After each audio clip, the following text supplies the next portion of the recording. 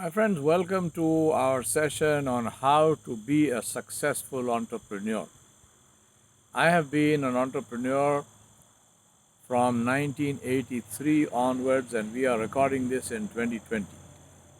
From 1983 to 1994, I was a part time entrepreneur, and from 1994 onwards, I have been a full time entrepreneur, and that remains to this day. I think I am very successful because I have, Alhamdulillah, been able to achieve the goals that I set for myself. And the nature of those goals is such that they will also enable me to continue to work as long as I want to continue to work to the end of my days, so to speak. I want to begin by asking you a question. My question is, do you have a business? And if the answer to that is no, then the next question is, why not? Remember, I asked you, do you have a business? I didn't ask you, do you have a global business spanning continents? I just asked you, do you have a business? And if you answered no, then the thing that you need to ask yourself is, why not?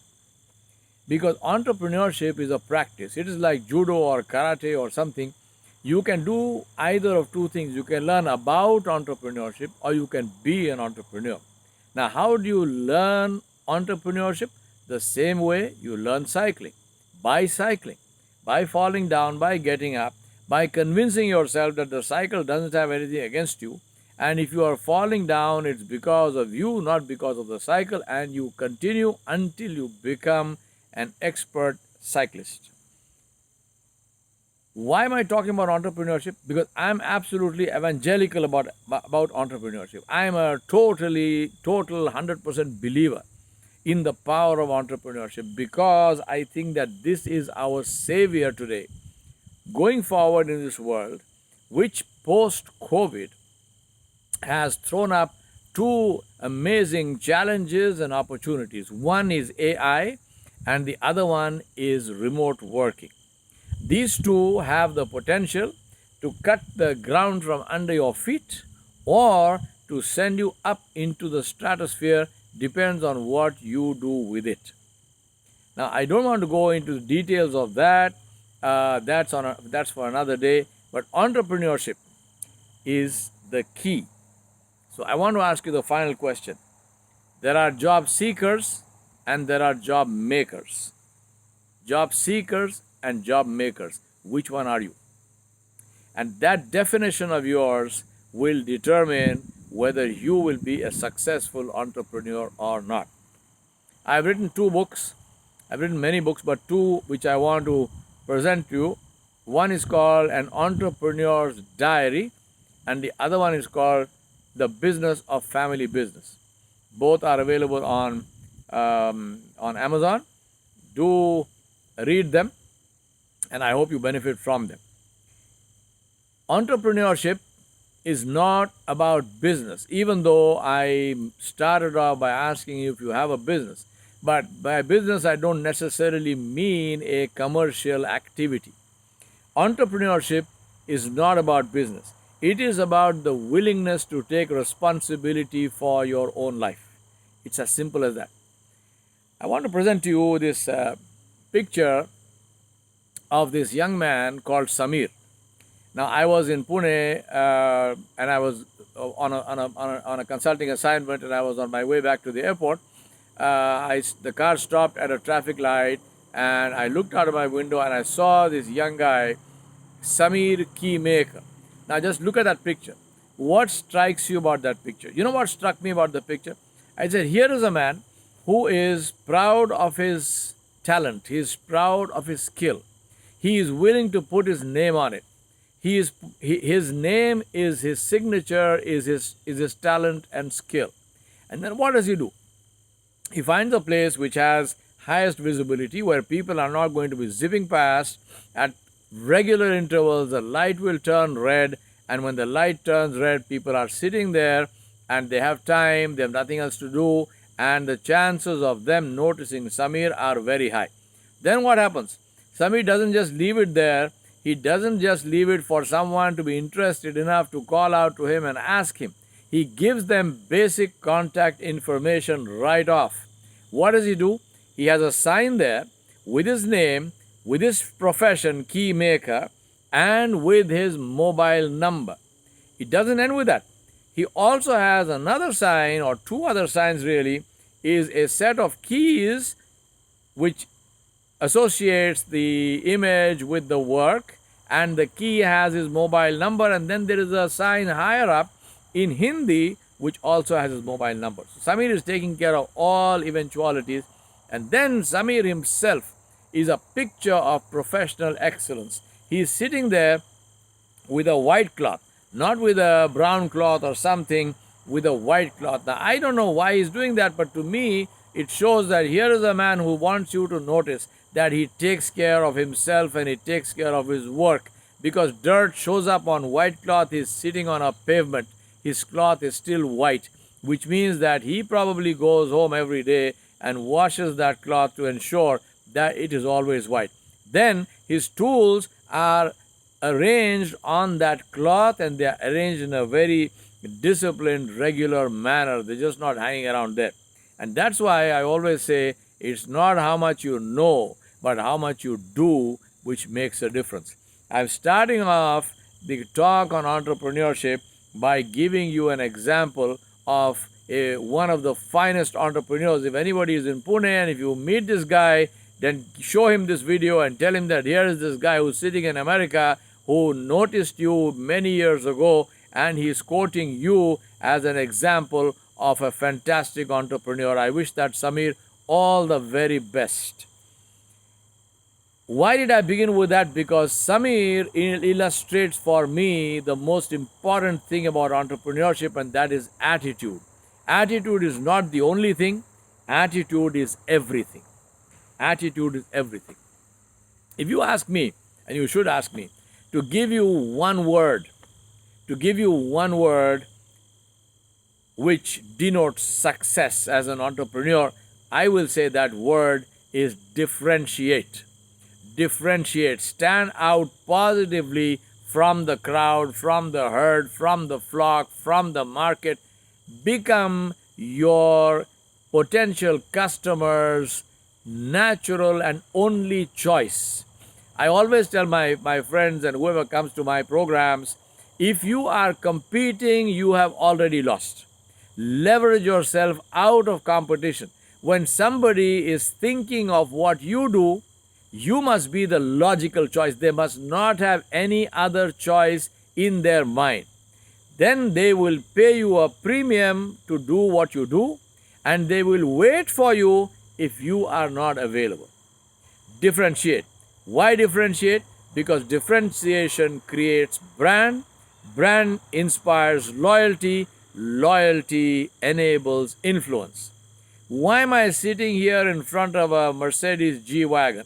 Because Mercedes and Mercedes G-Wagon illustrates for me differentiation in the most beautiful way. Here is the finest piece of engineering that Mercedes was able to do until this model came out. But does Mercedes stop innovating? Do they stop trying to improve? No. Why does somebody buy a car like a G-Wagon? Because they trust Mercedes' quest to differentiate in a market of high quality engineering. Second thing I want to say to you is move your mindset away from what you can get to what you can give. What is your contribution? Don't think consumption, think contribution. Nobody remembers consumption. Everybody remembers contribution. Nobody will care a hoot about how much money you had, how much knowledge you had, what car you had, what aeroplane you had, what kind of a house you lived in. Nobody cares a hoot. What people care about is what you did for them. Another word for that is profit. Another word for that is business. Another word for that is entrepreneurship. Another word for that is success. Another word for that is legacy. Stop thinking consumption, start thinking contribution. Contribution, and that done consistently. Consistency is the absolute secret of success. It doesn't matter that you made a great contribution when the pyramids were being built. If you didn't do anything after that, people forget. You must do it, and you must do it consistently, because that is what builds trust. And trust is the foundation on which success runs. Success is the app, success is the software, trust is the platform. Trust is the foundation on which success runs. If you are not trusted, you can never be successful. And you will never be trusted unless you contribute consistently. Success, my friends, is like gravity. It is a universal rule. If you fulfill the requirements of success, you have no choice. You will succeed. Take my word for it. You cannot possibly fail if you are fulfilling the requirements of success. And that is what I'm going to be talking to you about. What are the requirements of success? They are five critical requirements of success. The first of them is passion.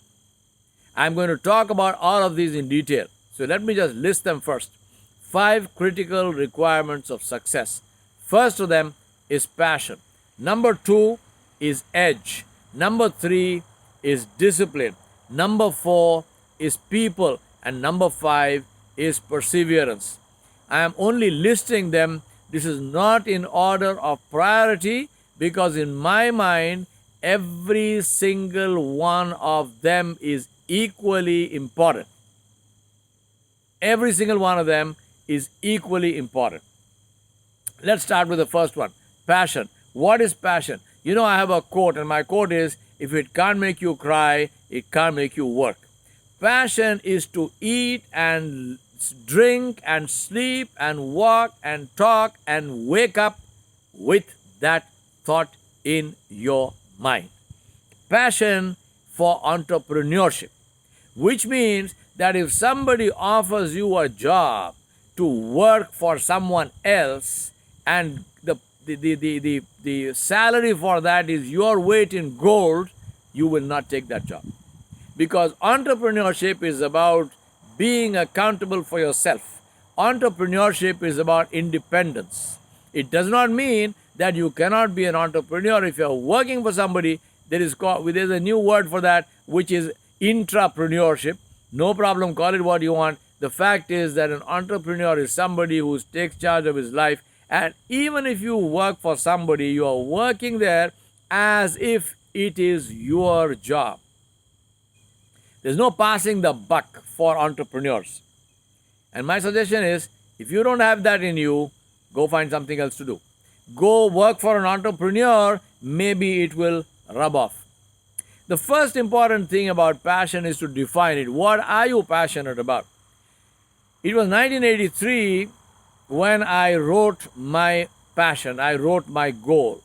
And the goal that I wrote for myself was to become a globally recognized leadership consultant.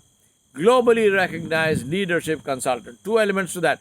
Global recognition and to be a leadership consultant. A big enough to scare goal and worthy enough to work for it.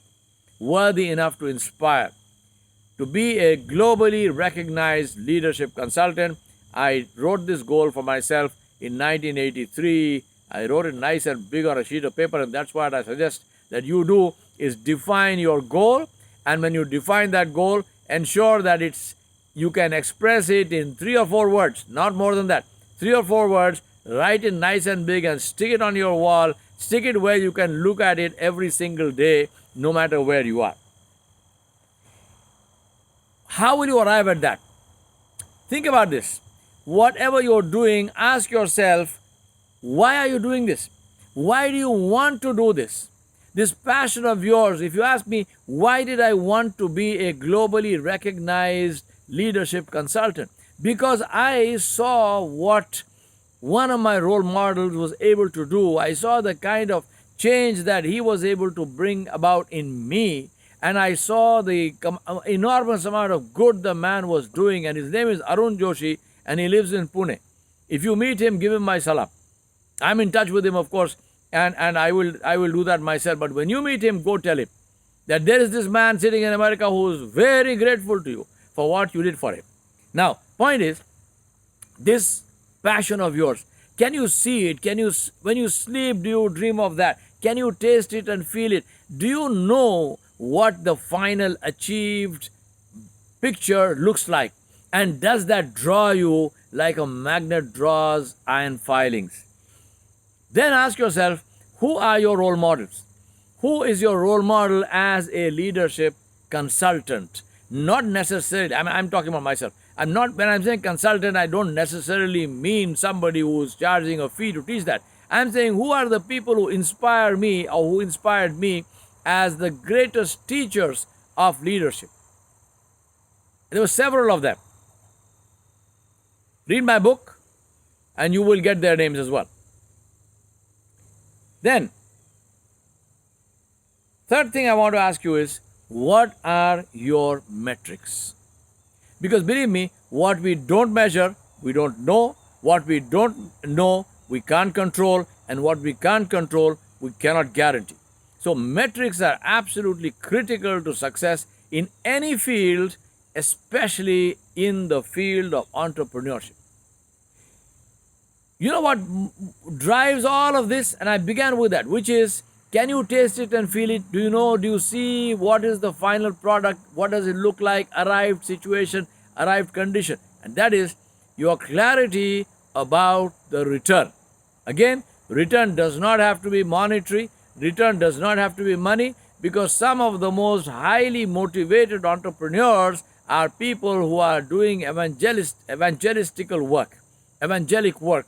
People who are teachers, people sometimes who are preachers, who are missionaries, people who are social activists, people who are fighting for a cause. It is that thing, it is that return which motivates them, and you need to be clear about what that return is for you. And remember, that return has to motivate only you. I'm not talking about the whole world and his wife. That doesn't matter what people think. Does it motivate you? What must you do now is challenge yourself.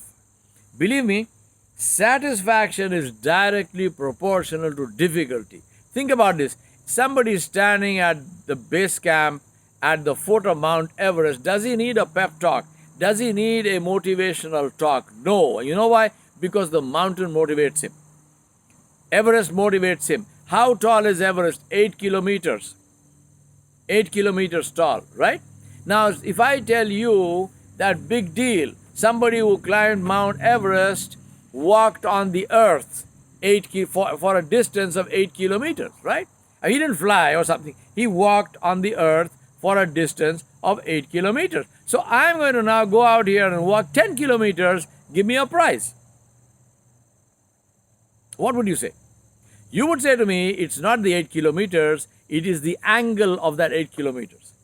That is the challenge, and that is what adds value to that goal. The more difficult it is, the more value it adds to you, the more it will add to your satisfaction. Don't run away from difficulty, challenge yourself.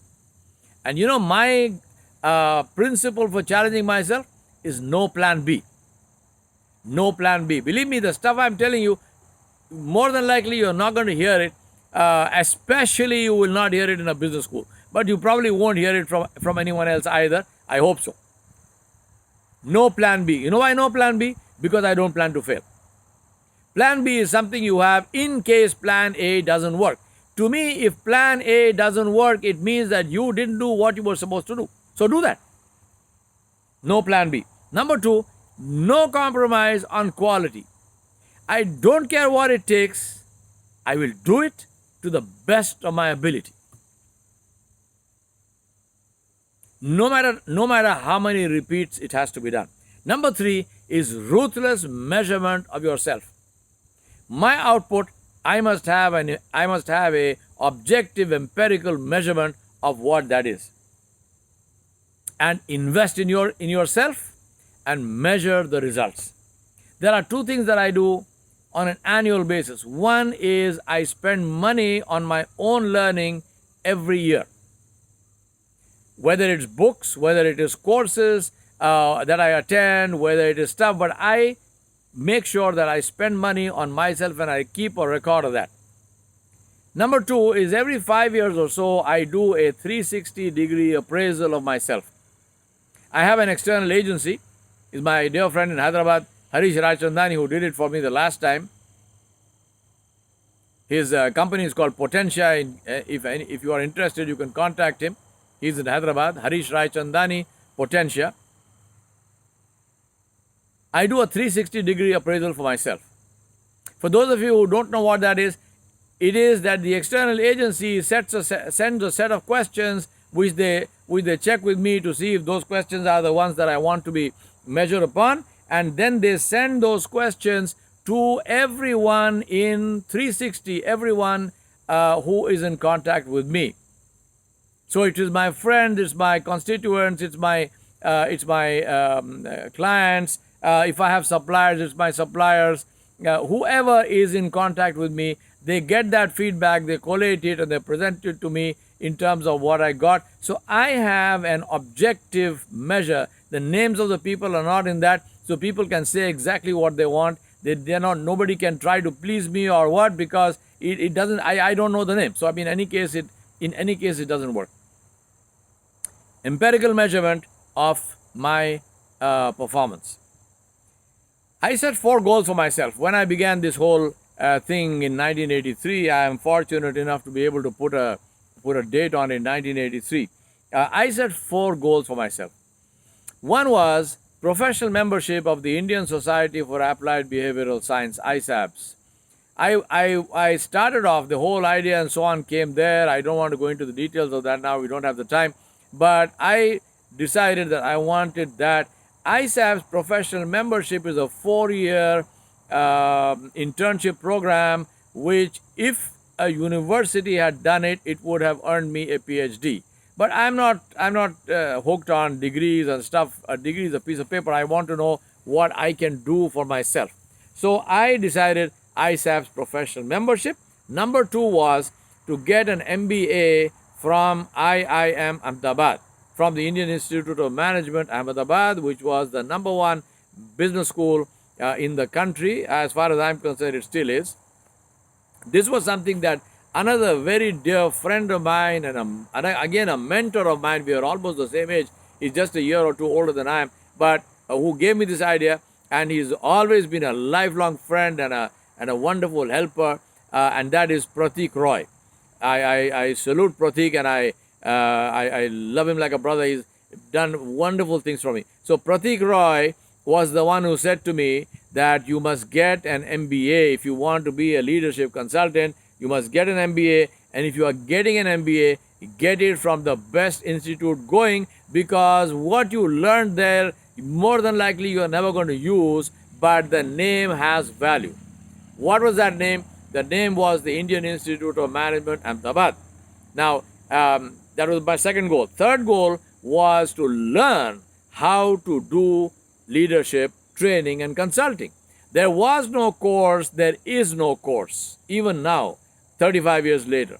You want to learn, you have to have people with whom you have an equation who are willing to teach you, and that's what I did. Learn. Goal number 4, write books, because that is another thing which not one but several other friends of mine told me. Carla Fisher from GE, another very dear friend of mine, John Barb, also both of us have done work together in GE and Crotonville, another very dear friend of mine, and several more. They said to me that, and Robert Carpenter, another wonderful friend of mine, Bob Carpenter, who we used to work together in the AIMA in New York in 1997, and so all of them told me, and several more. They said if you want credibility in an area, then you must write a book. If you have no book, then people are, it just goes off. A book is a legacy. And believe me, that was absolutely beautiful advice. So I want to again use this to thank John Barb, to thank Carla Fisher, to thank Robert Carpenter, and all the others who gave me this wonderful advice. So 4 goals: professional member of SABS, MBA from IIM Ahmedabad, learn leadership training and consulting, and the 4th is write books. Now, there was a problem. And the problem was that from 1983 onwards, when I returned from Guyana, I was in a full-time job as a manager of a tea garden. And this was in one of the most beautiful places on the face of the planet, which was the Annamalays, the middle of the Indira Gandhi National Park and Tiger Sanctuary. I was managing a tea estate, very, very, very beautiful place, but highly inaccessible, because wherever I wanted to go or I needed to go to do all of these things was a 2-day journey minimum. Down from the hill, catch a train, go to the place, come back, and so on and so forth. So whatever I wanted to do, I needed to add 2 to 3, sometimes 4 days to my schedule to be able to achieve that. Right? Why am I telling you all this? Because here are some goals, and the circumstances that go with the goal don't seem to be conducive. Right? So, what to do? You know what I did? As I told you, my principle is no plan B. I do not compromise my goals. I look for ways to achieve them. So that was the first one, passion. Number 2, edge. You know what's edge? Edge is the cutting edge. Edge is what cuts. Edge is what differentiates. Edge is a lifelong test of your determination. It never ends. It never ends. It will end the day you stop breathing. And that's brilliant. That is what keeps me alive, and that is what will keep you alive. Believe me, if you focus on edge, you will not be bored one single instant in your life. You will not be workless. You will not be sitting around wondering, what should I do? Not for one single instant in your life, as long as you have edge. Malcolm Gladwell, you must read this book called Outliers of Malcolm Gladwell. And Malcolm Gladwell talks in his book about what he calls the 10,000 hour rule. Malcolm Gladwell is a statistician, and he proves in his book that a person becomes expert at doing something by doing that thing thoughtfully and correctly for 10,000 hours. Please understand, practice does not make perfect. Practice does not make perfect. Practice only makes permanent. What you do over and over again, you become very good at it. But if what you are doing over and over again is not the right thing, you're going to become very good at doing the wrong thing. That is why retraining is a much more difficult thing than training somebody for the first time. Now, Malcolm Gladwell says, he shows us in the book with statistical evidence, empirical data, the difference between somebody who worked at something for 6,000 hours, for 8,000 hours, and for 10,000 hours. And there's a huge difference between somebody who worked for less than 10,000 hours and somebody who worked for 10,000 hours. Now, 10,000 hours of practice makes you, of correct practice, thoughtful practice, makes you perfect. Believe me, it's not painless. There is pain. You have to repeat, and you have to continuously change, and you have to continuously accept the fact that you were wrong, and you have to do it over and over again, because edge is not to allow the pain to stop you from doing what you must. And I say to people, you will never do it unless you enjoy it.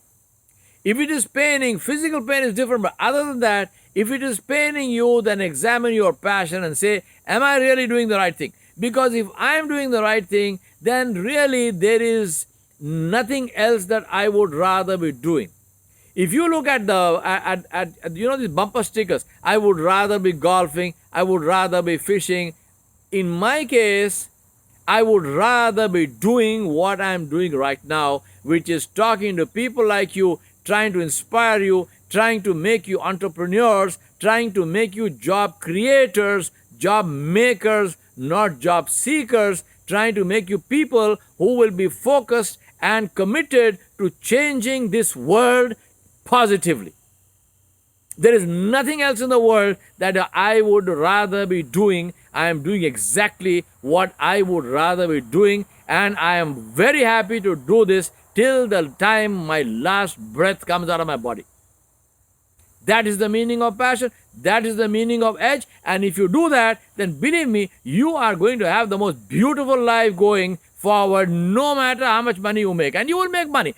Making money is the natural outcome. It is the natural result of excellent work. Focus on the work, forget about the money, it will happen. It will happen. Now, what must you do for edge? 3 things. Number 1, recognize opportunity where everyone else is seeing problems. Recognize opportunity where everyone else is seeing only problems. At the end of this, I'm going to give you 2 case studies which show exactly that. Number 2 is postpone gratification. Don't look for quick results. If you want something worthwhile, it is going to take time. It will not happen overnight. If you try to do it overnight, you will make mistakes. Take your time, not laziness, not lack of planning, dedicated effort, but continuous effort over and over and over and over and over until it comes out right. And that takes time. And as I said to you, you are not going to do that unless you enjoy it. So correct your passion. If you are doing something you're passionate about, it doesn't matter how long you do it.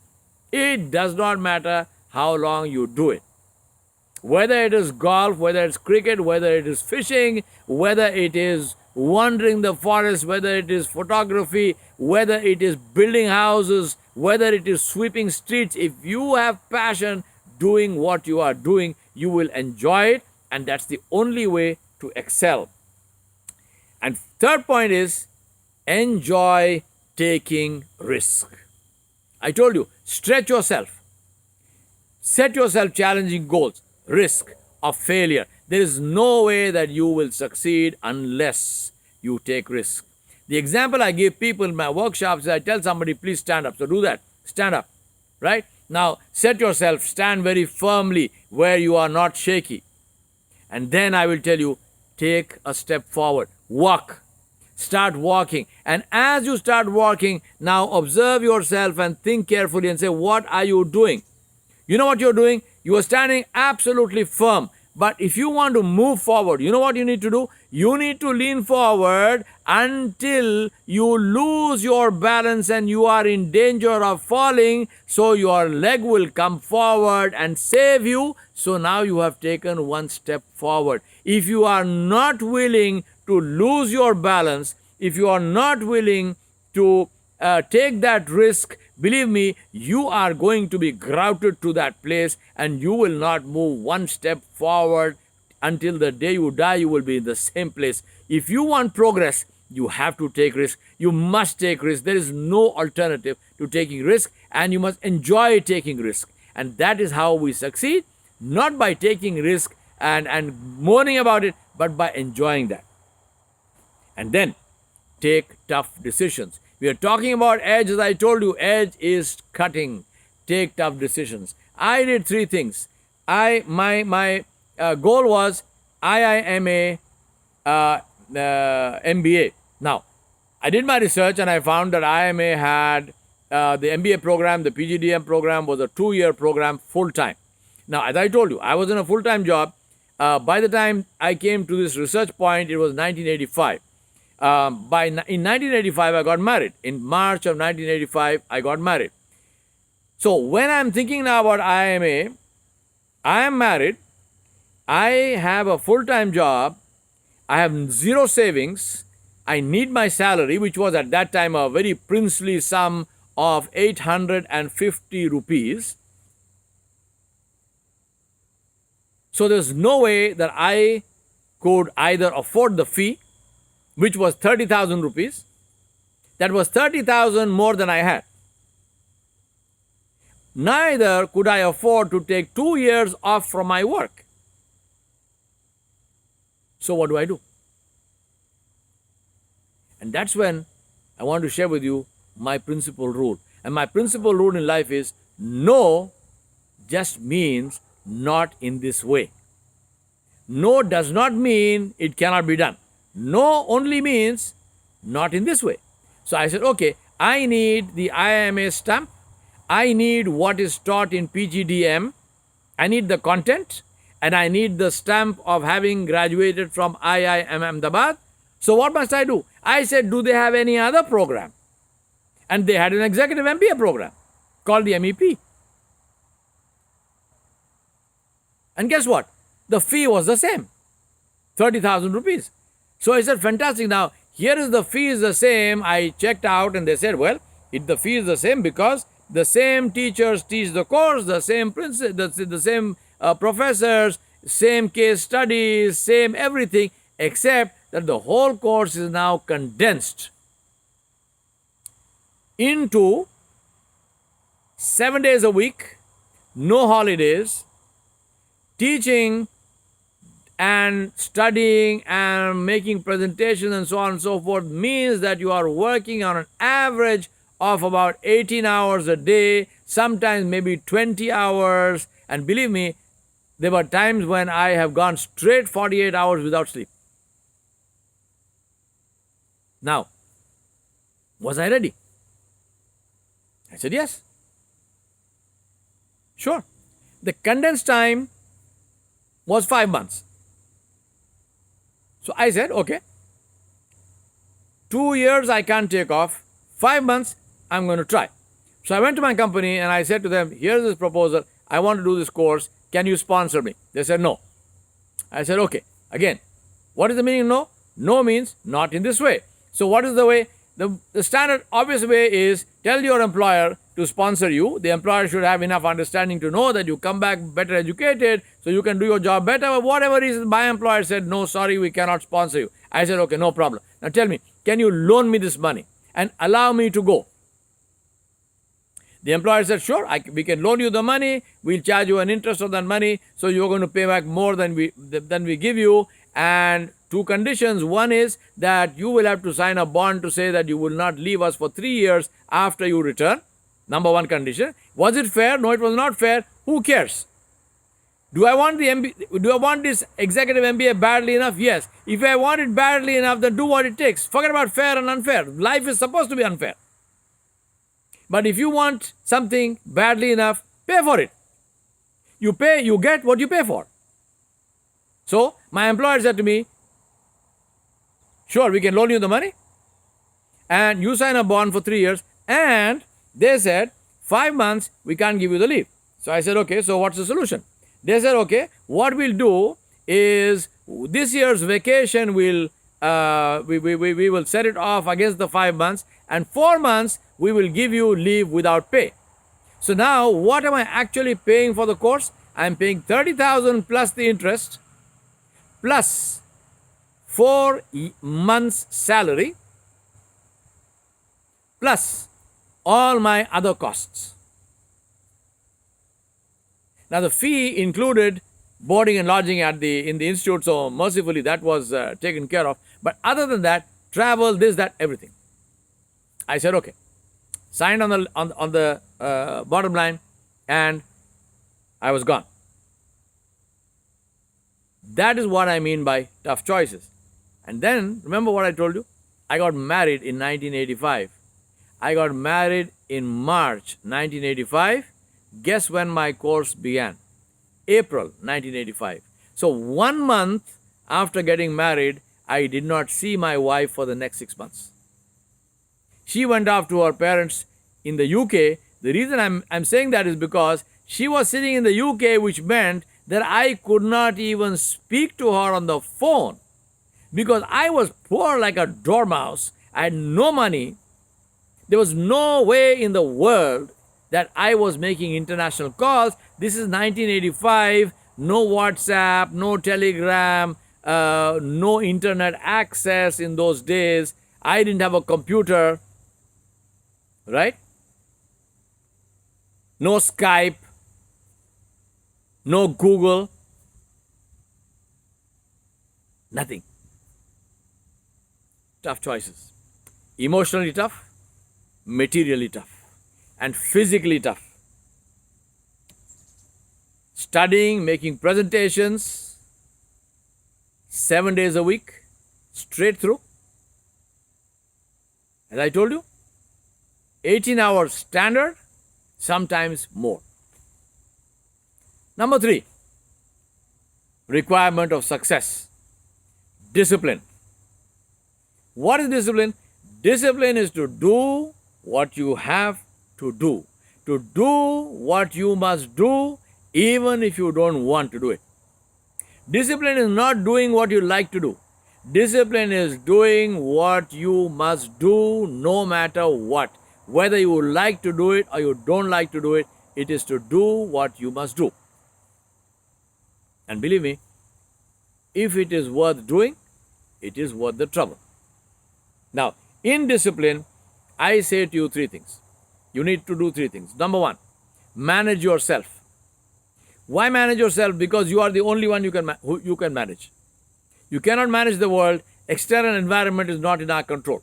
But I can manage myself in a way where the external environment, the constraints of the external environment become my motivators. As they say, there is no favorable wind. There are only good sailors. A good sailor is the one who knows how to adjust his or her sails in order to take advantage of a wind which has the potential to sink other boats. But your boat will race ahead because you know how to use that wind. So manage yourself. What is the meaning of managing yourself? Very simple. Number 1, make your bed. When you get up every morning, make your bed. Number 2, polish your shoes. Don't walk around in flip-flops. I don't care what the fashion is. Polish your shoes. Number 3, dress for work. Especially in today's day, when we are talking about working from home, we get all of these funny stories of people doing Zoom meetings, and suddenly, for some reason, they have to get up and stand up, and they do that without thinking, and the Zoom people are entertained by a look at their underwear, because they are sitting there in their underwear, in their shorts, and they are wearing just a jacket on top, because that's all the Zoom camera carries. That is a sign of gross indiscipline. Dress for work. Number 4 is stick to your hours. Specific hours of work, whether you are working at home or anywhere else. Absolutely sacrosanct hours. Nobody disturbs you. Nothing comes in the way short of death. Your own. Number 5 is go out every single day, no matter what. If your work requires you to go and open your shop, go and open your shop. Sun, moon, snow, ice, rain, sleet, I don't care what. You must be somebody by whose actions the world judges themselves. Manage yourself, because that is the only one you can manage. And in that process, 3 other things. Eat healthy. No junk food. No aerated drinks. No sugar stuff. No diet Coke and non-diet Coke and stuff. None of that stuff. Drink water. Don't drink juice because it's full of sugar. Eat fruit. Eat healthy. No addictions.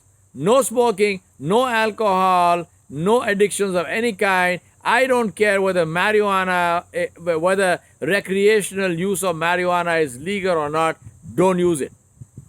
No addictions of any kind. No addiction to other stuff like TV programs and should I say pornography? No addictions. Eat healthy. No addictions. And exercise, physical exercise every single day. No matter what time of the day or night it is. You must not go to bed until you have finished your workout for that day. There's a friend of mine who was a vice president of marketing IBM. If he didn't have a gym, he used to run up and down stairs. He would run up and down stairs in his hotel. Right? Because that's what his physical exercise, he needed that, he had to do that. And that's very critical because this is a huge morale booster because of the enzymes it generates inside your body. Physical exercise. Eat healthy, no addictions, daily physical exercise. And that is the meaning of discipline. 3 things in discipline: manage yourself. I spoke to you about that. Number 2 is manage your family. Because without their active support, believe me, you are not going anywhere. If your family does not support you, you are as good as dead. I was able to do everything that I was able to do because of the support of my wife from day one, including from the minute we got married. She agreed for me to go off for 6 months while she stayed with her parents. If she had not agreed to do that, there was no way I was going anywhere. Right? So take your family with you. Sit with them, talk to them, ensure that they see what's in it for them. Number 3, finances. Differentiate between wants and desires, needs and desires. You must manage your finances, because what happens in entrepreneurship, especially in terms of income, is you will get the same money or maybe even more, but it will not come on the first of every month. So if you are not able to manage your finances, your cash flows will go up and down and you will have trouble. Manage yourself, manage your family, and manage your finances. That is the meaning of discipline. Finally, discipline means no excuses. No excuses. In my case, from 1983 to 1984, I took no vacation, not one single day's vacation. All my annual leave was spent in attending training courses or attending courses run by other friends of mine. I would go sit there, fly on the wall, watch how they taught, what they did, public speaking and so on, and then we compared notes in the evening. I paid for all of them myself. Traveling third class train, meaning a plank for a seat. I've lived in hotels, I've checked in and lived in hotel rooms where you would not kennel your dog. I have eaten stuff you won't believe. The cheapest possible food that I could find because I had no money. And through all of that period of those 12 years, from 83 to 94, the only time I got paid only 2 times. One was when I did a program for TVS, the engineering company in South India. And the second one was when I did a program for the National Police Academy in 1991. That's the only 2 times I got 2 times that I got paid in that entire period. All the rest of it I was paying for everything because I wanted to learn. Second thing I did was, and obviously therefore, there was no money to spend on anything else. I would sleep for 4 hours a day, and I still do that. Nowadays I sleep a little bit more, but other than that, 4 hours a day. I work 7 days a week, and I love it.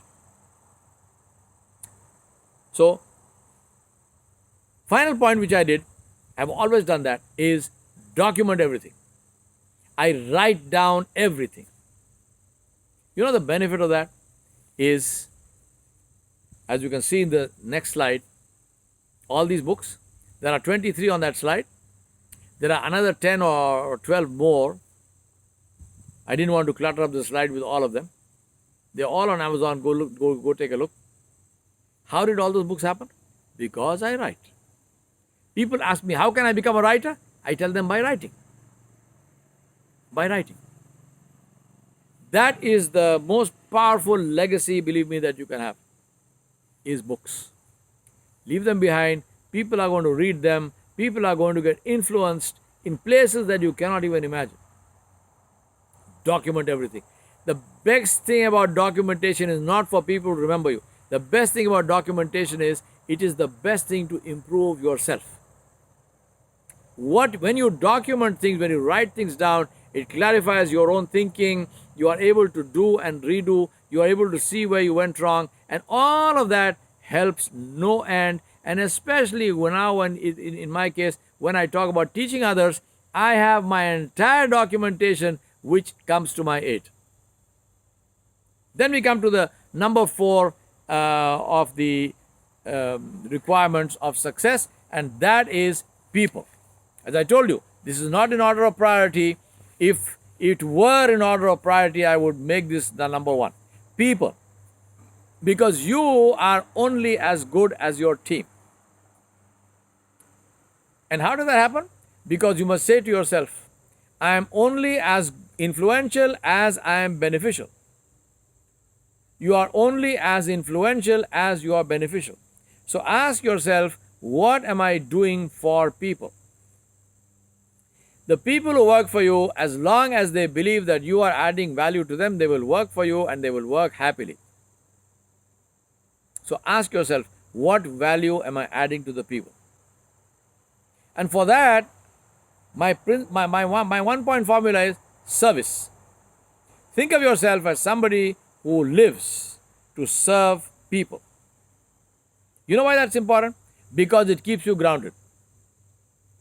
If I want to serve people, I have to be with people. Keeps me grounded. Number 2, keeps me close to my customers. If I want to serve you, what must I do? I must talk to you. Communicate. I need to speak to you. I need to listen to you, even more importantly. It's also the best way to get the fastest market intelligence. Talk to people on a daily basis, which also alerts you to potential threats. When I used to work for the tea plantation company, I would say to my people, I said, do you talk to your workers? People in tea marketing, I'd say, do you go and sit in the tea shop in Kerala when the guy is making tea, and do you talk to him? Do you ask him which tea are you buying, so on and so forth? Here's a sample. Do you do that? And you meaning who? CEO of the company. Do you do that? No matter which business you are in, your customers are your secret weapon. They are the ones who will decide whether you succeed or fail. Your team, the people who work for you, they are your greatest asset. And I'm not saying that as the last line in a annual report of a company. Our people are our greatest asset, and you abuse them the whole time. No. You know, another very important thing to understand. You know what is the meaning of keeping people first? It is the ability to say to them what needs to be said to them. Sometimes that is tough. It doesn't mean just being nice to them and say, oh, wow, fantastic, you are the best people. No. It is to say to them what needs to be said to them. It is to correct them, even at the risk of offending them, even at the risk of hurting them. That hurt is good for them. If they are getting offended, it shows them that they are foolish, that they do not like correction. So, people. Now, what must you do with people? 4 C's. The letter C, 4 C's. Number 1, compassion. You have to love your people. You have to love your customers. Kindness, compassion, investing in the people. If one of your employees comes to you and says, here is a plan, I want to go study and I want to come back and work for you, will you sponsor me? Don't do what my employer did. Sponsor that person. By all means, test them out and say, I will give you a loan. I will not give you the money, I'll give you a loan. I will take it. Let him take the loan, go back. When he comes back, say, no need to pay back. But do that. Invest in your people. Number 2, communicate. Communicate, communicate, communicate. Read my lips, communicate. The biggest failure of people is they don't communicate. If you have an email that you haven't answered, you are not going to be successful. If you have a telephone call which you have not answered, you will not be successful. If you have a WhatsApp message that you have not answered, you will not be successful. Because if you are not answering people's calls, if you are not answering their mails, you are saying to those people, you are a piece of trash, I don't care about you. You are saying that to them. You are saying that to your father, your mother, your teacher, whoever, your wife, your husband, whoever sends you a message and you don't bother to reply, you are saying to them, in my view, you are a piece of trash believe me, those pieces of trash will remember that. And those pieces of trash are not going to be praying for your success. And those pieces of trash are not going to be contributing to your success. By all means, don't communicate and watch yourself going down in flames. Every single successful leader that I know about personally or I have read about was a great communicator. I don't know of any great leader, man or woman, who succeeded even though they did not communicate. So communicate, communicate, communicate. Number 3, collaborate with people. Internal rivalry is cancer. Collaborate with people. Share your knowledge, share your resources, share your time, share your tears. Do it and enjoy doing that. The abundance mentality. All my life, anybody in my field, any leadership consultant comes to me and says, I want you to help me. Can you help me with this or that? I have always done it. Some of my friends have told me, you give away your presentations. Your PPT, for me, my presentation is like this car is for Mercedes. It is their product. It is what they have put their sweat and blood into. It is what they have invested in. It's what they have done a lot of research for. It has monetary value. My friends tell me, you give it away free. You give it away free. Makes no sense. To me, it makes eminent sense. I've done it all my life. I'm doing it right now. I'm talking to you. And you are going to be, when you watch this video, you are getting the presentation as well. You know why I do that? 2 reasons. One is to express my gratitude for all my teachers who taught me without taking a reward from me. Without any return from me. That this is my way of thanking them. Number 2, I have found that with knowledge, the more you share, the more you get. The more you share, the more you get. So I share because I am selfish. I want to get. So I share. And third thing, it's a matter of professional pride for me. Because the day you can steal my presentation and do it better than I can, then I need to take off my turban and put it at your feet and teach me how to do that. Right? My presentation, no one on the face of the planet can do it better than I can. And if I don't have that confidence, and if I need to guard it, and I need to keep it from people, then I will take it into my grave for the worms to eat. I don't want that. Abundance mentality. Share it. Compassion. Love your people. Communicate. There's no such thing as over communicating. Number 3, collaborate. Combine. Work with people. Value dissent. The single most reliable sign of commitment is dissent. Only people who are committed will disagree with you. It takes energy to disagree. It takes thought to disagree. A person has to listen to you completely and fully and then disagree with you, and then that person has another game plan which is different from yours. So what must you do when people disagree? First of all, thank them. Love them and value them and say, wow, fantastic. Here is a person who is committed to what I'm saying. I say to them, you know what? I want to listen to you. Listen to them. Don't justify. Don't argue. And then tell them, okay, so you don't like what I told you. What's your alternate plan? Bring this, make this into a rule to say that just simply saying I don't agree is not enough. You're not looking for professional dissenters. You are looking for people who are going to add value. How do I add value? By having another plan. You don't like the G-Wagon? Find me a vehicle better than that. Fantastic. I love it.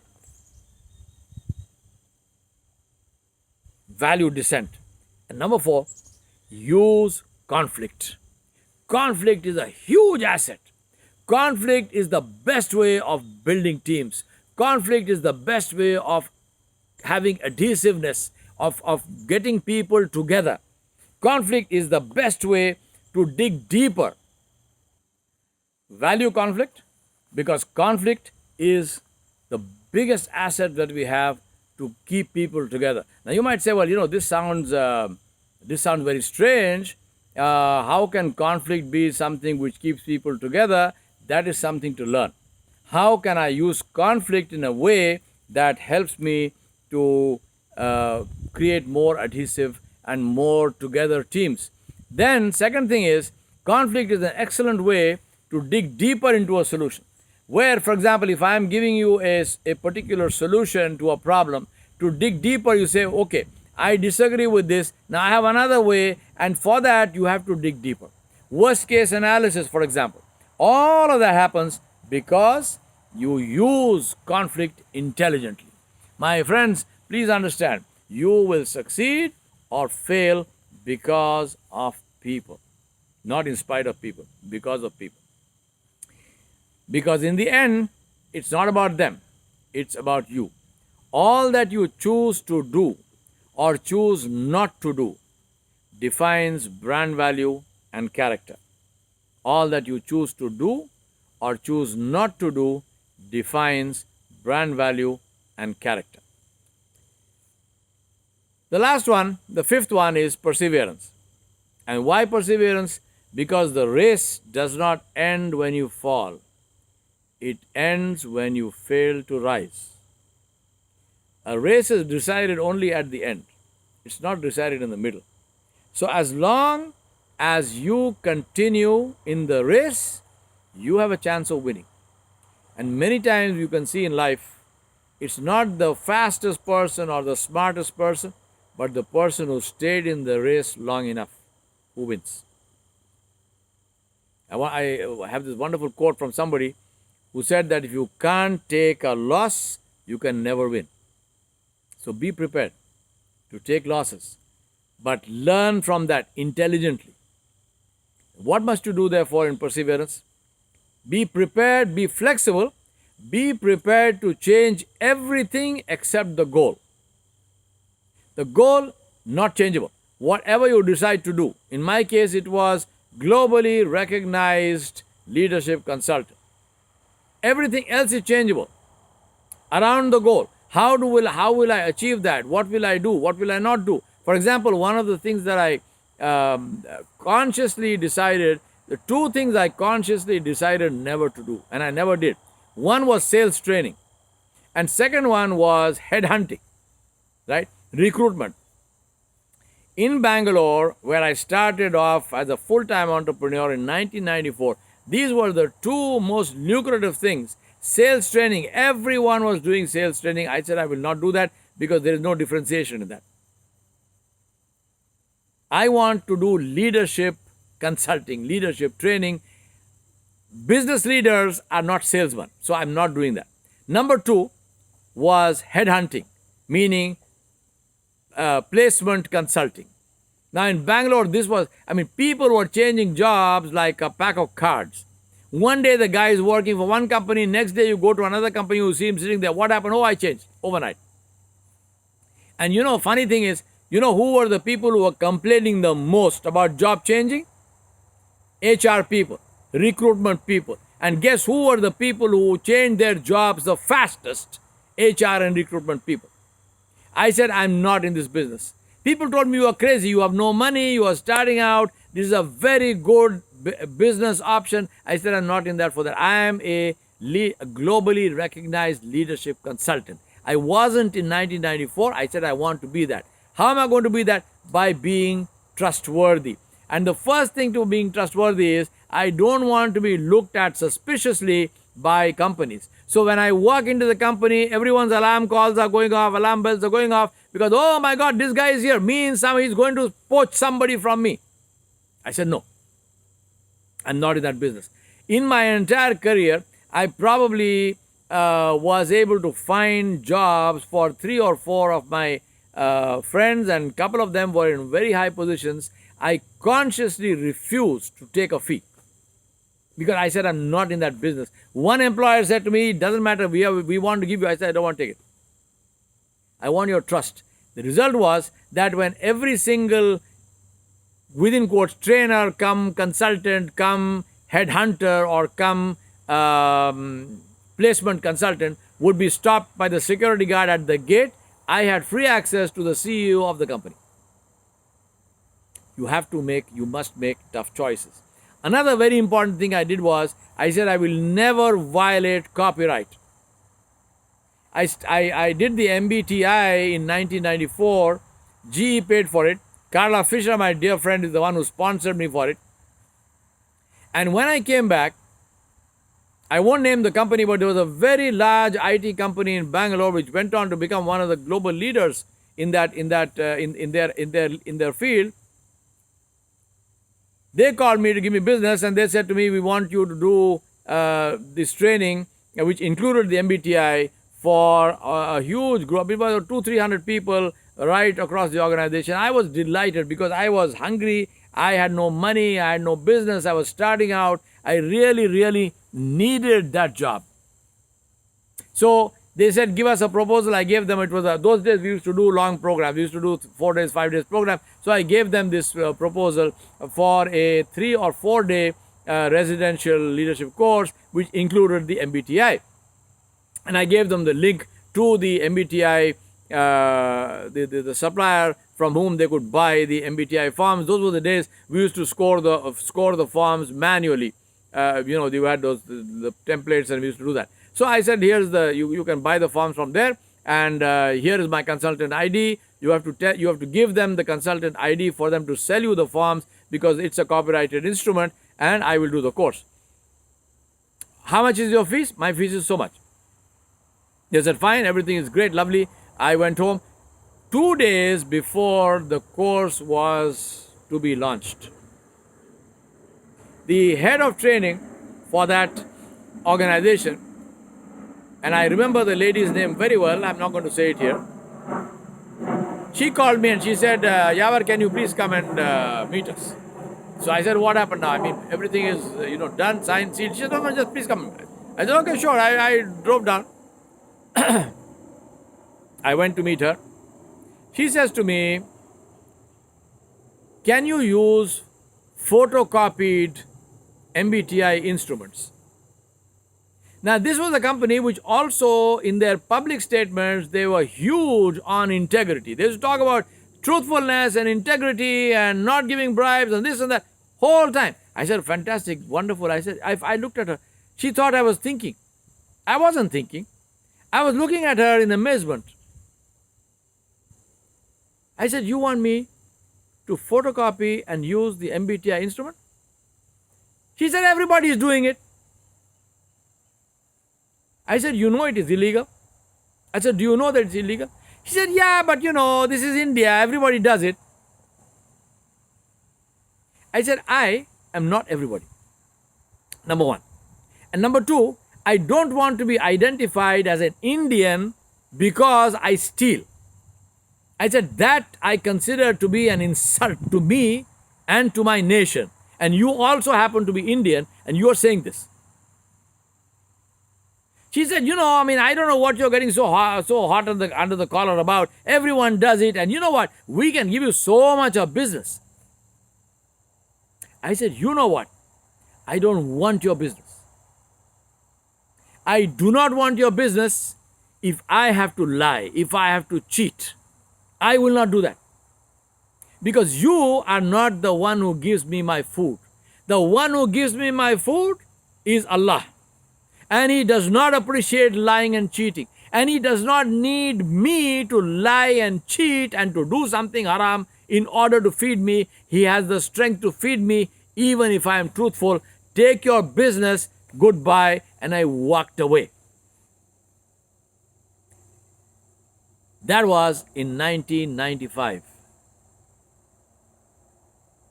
That day and this day. The best compliment I got for this was when somebody said to me, we were talking about brand building, and someone said to me, sir, you are a brand. Your name is a brand. I'm not boasting. I'm appreciating the person who said that. But that happened because I just spoke to you about flexibility. The only two things that you must be completely and totally rigid about. No flexibility. No room for flexibility at all. You know what? One, your goal. Never change your goal. Number two, ethics and values. Never change your ethics and values, even if you have to die. And believe me, you won't die. I'm not dead. All I did was I added value to myself. Never change. Learn from failure. Consciously analyze why you failed. Think of a solution. Make it foolproof that that mistake will never happen again. As somebody said, first time it's a mistake, second time it's a decision. Never do it again.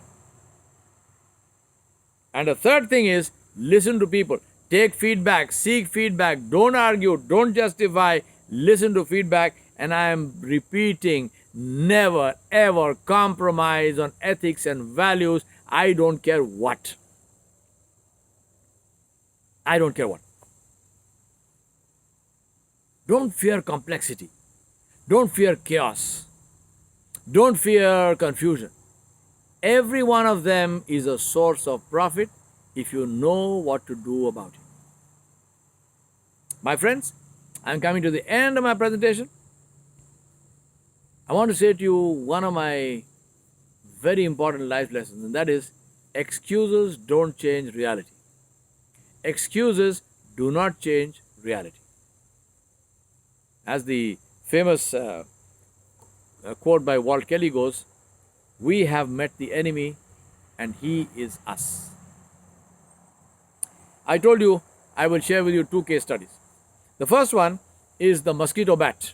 I'm sure all my Indian friends know this. I'm sure a lot of my African friends know this. Wherever there are mosquitoes, this bat exists. And basically it's a tennis racket shaped bat which has a live electrical coil in the middle, and it has two wire meshes on either side for safety so that you don't touch the electrical coil by mistake. It has batteries at the handle. It has a button. So when you encounter a mosquito, you press the button, you wave the bat, the mosquito goes through that, hits the coil, and the mosquito goes to the happy hunting grounds. But the beauty of it is not only do you get rid of the mosquito, but the mosquito does that quite dramatically with sparks and so on and so forth. So it gives you a lot of emotional satisfaction at having got rid of a mosquito.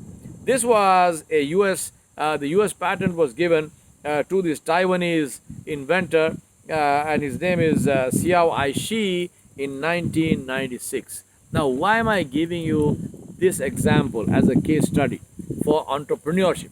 Because this is a beautiful illustration of something I said to you right in the beginning, which is you do not need an original idea that nobody thought about. You need to change, you need to look differently at what everyone else considers a problem. Here is a person who looked at mosquitoes, which are a problem, which were a problem then, which still continue to be a problem. But the way this man looked at the mosquitoes was, how does that problem become a means of profit for me? He invented a bat which serves people, which helps people, and which helps him to make money. Of course, a lot of people replicated that, all part of them, everybody got rich. And mosquitoes got poor, and that is a wonderful situation. The number two story I want to share with you is a company called Urban Clap. I'm sure a lot of my Indian friends know the company. It's there in almost all the cities. Urban Clap again is a classic situation of somebody who looked at a problem, but they were able to see it differently from everyone else who looked at the problem and was only moaning and groaning. But these people said, how can this problem become a potential benefit for us while helping others? What was the problem? The problem was getting a carpenter, getting a plumber, getting somebody to knock a nail in the wall, getting people for everyday services in our homes. It is a perennial problem. It is sometimes an insurmountable problem because these people are not available. When you want them, you can't get them. When they come, you are not sure of who the person is. Maybe it's a potential thief. You have no idea. You can't leave them in the house. When they come, they make a mess. All kinds of issues, right? We all have these problems. Electricians, plumbers, carpenters, whatnot. What does Urban Clap do? Urban Clap says, Urban Clap has a database of people who they test out and who they check, and after that they come to you wearing a uniform. They give you an appointment. They are exactly on time. There is a fixed fee. You don't have to go through a bargaining process at the end of that. There's a fixed fee for their service. They do the service. They are polite. They are courteous. They do the service. They clean up after themselves and they go away. And let me tell you, I've used that service in Hyderabad 3 times. One was we went to IKEA when IKEA started, bought some furniture, and we got the Urban Clap guys to come and put it all together for us. We used it 3 times. Not only did they do a fantastic job, but they did not even accept a tip when I tried to tip them. Urban Clap. 3 guys, Varun Khaitan, Raghav Chandra and Abhiraj Bhal, who started it in, they raised $110 million dollars, and in 2019 the company was valued at $480 million. Old need, new idea. Problem viewed as a potential benefit. I want to end with this. And I want to say to you that if you want to succeed as an entrepreneur, then look at what you can do. And for that, I want to share with you my motto in life. I will not allow what is not in my control to prevent me from doing what is in my control.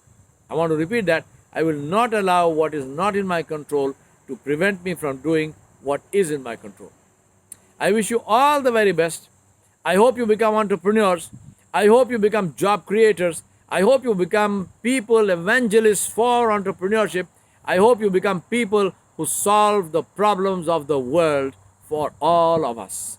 All the very best, and thank you very much for watching this video, and thank you very much for listening to me.